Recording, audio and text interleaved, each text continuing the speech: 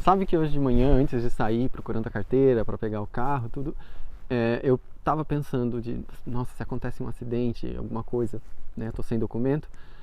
E do nada parei para pensar na palavra acidente e fui, né, relacionar as dignidades acidentais que tem na astrologia. Dando uma pesquisada, eu vi que, né, a raiz da palavra etimologia tem a ver com né, de direção, de a algum lugar. Em inglês seria o equivalente de towards, e cadere, de cair. Então é aquilo que cai sobre a gente. O cadáver seria o corpo que cai, né? Curiosamente também, essa mesma raiz é a raiz de chance, né? Que também tem a ver com sorte, tem a ver com aquilo que agora a gente vê mais como dar uma chance, um acaso, uma oportunidade, né? Mas o acidente está ligado com a chance, que é aquilo que cai sobre a gente. E daí eu estava refletindo sobre as palavras e isso que eu gosto, que provavelmente vocês já viram aqui nos meus posts, né? Como eu gosto de voltar na raiz das palavras. E eu lembrei que meses atrás, ou mais de ano até, eu tinha escrito assim, um roteiro para gravar sobre um livro que eu gosto muito, que, né, virou uma série de livros que eu gosto muito, uma autora que eu comecei a ficar meio obcecado por ela, Ursula Le Guin. Eu quis falar sobre esse livro, né? Chama O Feiticeiro de Terra-Mar. Então, indo direto à história do livro, ele se passa num espaço geográfico muito curioso. É num arquipélago de centenas de ilhas, então a maior parte desse espaço é composta de água e a grande parte do livro acontece no mar. Então a gente já vai pegando um pouco dessa simbologia de que a água está ligada ao universo emocional, ao universo inconsciente, ao universo onírico até de certa forma. E então o nosso herói aqui, ele precisa desbravar esse mar, né, interno dele. E eu acho isso bastante curioso, porque nenhuma outra fantasia que eu li ou filme teve uma ênfase nesse universo aquático. E também um outro ponto interessante é que ele começa já poderoso, ele já é um mago. Assim que começa o livro, ele já é um mago feito. E só então volta para a infância dele. Então já foge um pouco daquela história da criança prometida, do arquétipo da criança prometida, daquela profecia que vai se concretizar. Tá vindo de alguém que já sabe, né? Tá vindo daquela imagem quirótica, do Quiron, do mentor que vai contar a sua história, de como ele mesmo passou pelo próprio processo. Então, nessas aventuras, digamos, de desbravar o mar, ele enfrenta a tempestade, ele enfrenta várias intempéries, coisas que acontecem no mar que representam mesmo essas coisas que acontecem dentro da gente, né? As nossas próprias tempestades interiores e essas intempéries, né? Emocionais e psíquicas, de certa forma. Até chegar um momento do livro que ele caminha literalmente sobre as águas, que é isso, ele já dominou esse universo emocional dele e ele não usa magia para isso, ele caminha sobre as águas num outro contexto, digamos assim. E isso é muito bonito, né? Porque é aquele herói, aquele personagem que já conseguiu amadurecer, conseguiu chegar num domínio de si, principalmente daquilo que estava inconsciente. E aí é que está uma coisa bonita também desse universo, né? Que a magia não é uma energia, não é algo que é manipulado da natureza, como é o conceito de muitas, né, forças elementais, primordiais, né, o conceito do xamã, do mago, que manipula a energia que já existe. Nesse universo, a magia ela é feita a partir da nomenclatura das coisas. Então, uma das matérias que se estuda é o nome verdadeiro das coisas, porque assim que você conhece o nome de tudo, você tem o domínio sobre aquilo. Então, os personagens nem dão o seu próprio nome na hora que eles se apresentam. Todos têm um apelido, porque o apelido não é suficiente para você ser dominado, ser controlado e ser alvo de magia. Então, tá aí o ponto que, né, com certeza mexeu muito comigo, porque é isso, você só consegue mudar a forma de um objeto, você só consegue transformar a sua própria forma, mudar a direção do vento, criar um elemento a hora que você entra em contato com a raiz daquela palavra. E eu acho isso extremamente simbólico.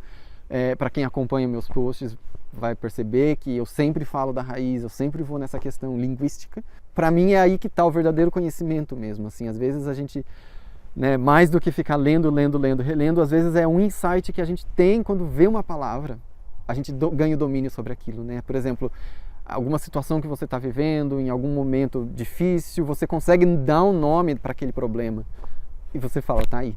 Né? Então as coisas começam a mudar a partir desse momento. Né? Mas voltando para o livro, tem essa questão do herói que vai contar a própria história, então ele volta. Então, de certa maneira, tem sim uma similaridade com outras obras, vamos dizer com Harry Potter, mas espera lá. A Úrsula escreveu isso em 1968, então assim, ela é antes de mais nada uma precursora e que com certeza até o Neil Gaiman, outros autores admitem que beberam da fonte da Úrsula, porque ela faz uma coisa muito incrível, né? Uma fantasia muito psicológica, muito sociológica, muito antropológica, né? Mas tem essa similaridade, né? Que é um personagem que descobre a própria força de uma forma incomum, apesar de não ter sido uma profecia, e daí ele vai para um centro de treinamento. Né? Mas o mais curioso é que ele não é aquele que duvida de si, que precisa passar pelo processo de não confiar em si mesmo, então daí ele chega até em quem vai despertar nele, né, aquele poder e aquele momento catártico, aquela apoteose do poder. Não é tanto isso, ele já tem muito poder, ele sabe que ele tem muito poder. Então ele chega no momento que ele é desafiado e ele acha que dá conta de resolver uma coisa, um ritual, porque ele cometeu o que na Grécia é o principal pecado grego, que é a híbris, o descomedimento, né? Quando a gente ultrapassa o nosso metron, a nossa medida de ser humano, quando a gente acha que a gente está acima dos humanos, né? A gente se vê como um Deus. Esse é o descomedimento, é errar o alvo. E é isso que ele faz. Ele é provocado, ele decide fazer um ritual, porque ele já se acha suficientemente poderoso, como a gente se vê em muitas situações mesmo, a gente tem uma imagem distorcida de nós mesmos, e ele libera uma sombra, um monstro que vai perseguir ele. Então o fator comum de livros de fantasia, né, o fator de perseguição que sempre tem, não é aquele rival poderoso, o Sauron do Senhor dos Anéis, que fez o anel que vai dominar todo mundo, não é o Voldemort, que é o mais poderoso né, o Dark Lord, é ele mesmo. O ritual deu errado e ele colocou para fora uma sombra que é o reflexo dele mesmo. Então isso também eu acho já é de uma beleza, de uma profundidade psíquica sem igual. E aí as aventuras continuam, ele segue fugindo, ele foge dessa sombra, né? Ele não quer enfrentar essa sombra, e com o tempo ele percebe que é pela paciência, pelo amadurecimento que vem o aprendizado. Né? Ele não consegue mais voltar para a escola, ele de certa forma ficou afastado, um outcast da escola, mas é esse amadurecimento da paciência, do tempo, que de novo, mais uma vez, é uma lição muito saturnina, né? Cronos, o grande senhor do tempo, que vem trazer o amadurecimento para o nosso herói. E uma mensagem muito bonita também do livro é que a magia nesse universo, ela não é desperdiçada, ela não pode ser feita para qualquer coisa. Porque também é uma coisa da psicologia, né, muito bonita, porque é a justa medida para as coisas.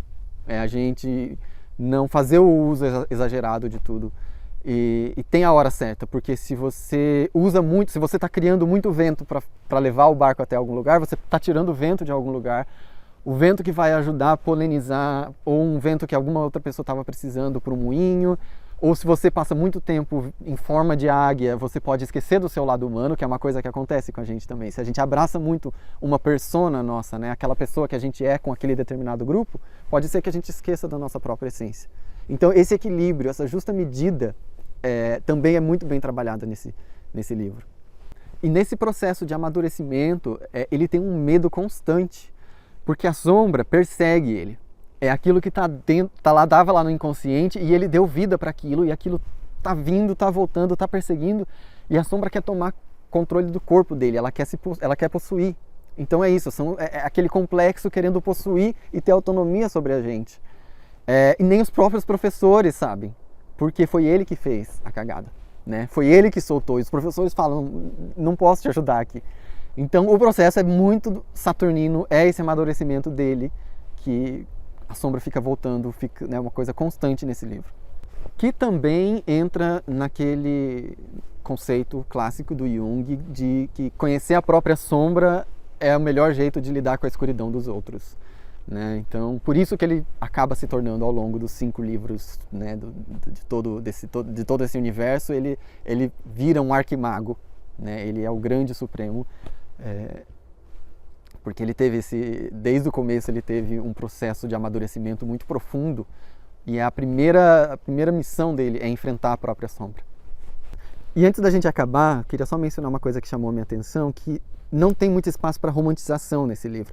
Não é que seja um problema ter romance em livros, né? Mas esse é um caminho que muitas ficções escolhem para ir pela linha do casamento do masculino e do feminino, do casamento dos opostos que se complementam, né? Para trazer o equilíbrio. Então é por essa ferramenta de relação.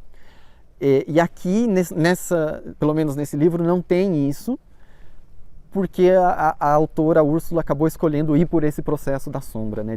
Do enfrentamento da sombra. Agora eu acho que eu vou ter que parar de falar para não dar tantos spoilers, né? Já falei bastante, mas eu acho que a ideia era essa. Eu queria trazer essa reflexão e explicar por que também que eu gosto tanto de falar das palavras, né? Da raiz das palavras, porque eu acho que elas realmente dão um poder muito grande pra gente, de autoconhecimento, de entender, né, aquela simples palavra, aquela simples raiz, por que ela foi escolhida, né, para designar certas coisas. E na astrologia isso é muito importante, as palavras têm um peso muito grande, não é só uma repetição de sons. Eles realmente acreditavam naquilo. Eu vou voltar a falar um pouco mais sobre isso em outros vídeos, mas espero que vocês tenham gostado. Comentem alguma coisa, alguma dúvida, alguma coisa que vocês quiserem compartilhar, vou adorar interagir. E é isso, muito obrigado, até mais. Tchau.